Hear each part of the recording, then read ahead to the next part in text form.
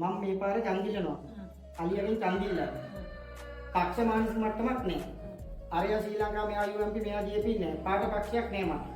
අලියට ගහන කතිරෙන් ගමට නායකයෙක් තෝරනවා. වැඩ කරන්න වැඩ පිළිවෙල තියෙන කෙනෙක්. දැන් අම්මට මොකක්ද ඕන? මට ඉතින් ආධාරයක් ඕන. මෙච්චර කාලේ වෙන මිනිස්සු බොරුනේ කරේ. හරි. මෙන්න කකුල ලැටි හරි. මේකේ ආධාරකකේ මම අම්මට ලැබෙන්න සලස්වන ඡන්දි විවරලා සතියක් යන්න ඉස්සලා මේ අම්මට මේක ලැබෙන්න සලස්වනවා. මම දෙන එක පොරොන්දුවක් ඔන්න ගෙදර මෙයන්ද මේ වීඩියෝ එකක් තියෙනවා. මේ වීඩියෝ එක අම්මා ළඟ තබාගෙන සතියක් යන්න ඉස්සලා මාව හම්බෙන්න ඕන ඩුබායි සුද්දා.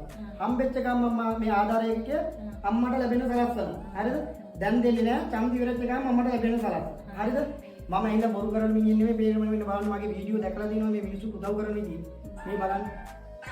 මෙන්න බලන්න මේ මිනිස්සු උදව් කරන විදිහ. මේ බලන්න. නමනවා පෙන්නන්න. මේ බලන්න මේ අහිංසක මිනිස්සුන්ට කොච්චර උදව් කරනවා කියලා. මේ රෝද පුටුවක් කරන් දුන්නේ.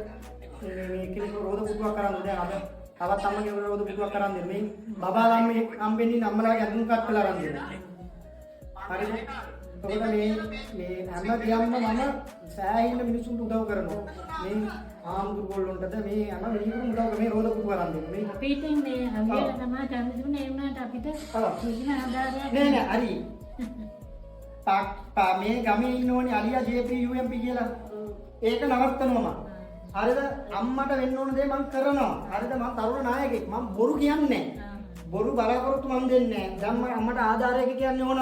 මම මේක සලස්වනවා මේ මාසේ ඡන්දි වෙරච්ච ගාම ඡන්දේ මන් දිනුවක් පෙරදුනත් අම්මට මේක ලැබෙන්න සලස්වනවා. සතුටුද අම්මට? අම්මට විශ්වාසයක් නැද්ද මං කරේ? ඒ විශ්වාසය අම්මා ළඟ තියාගන්න. හරිද? කීයක් වුණත් මම මේ දේ අම්මට ලැබෙන්න සලස්වනවා. හරිද?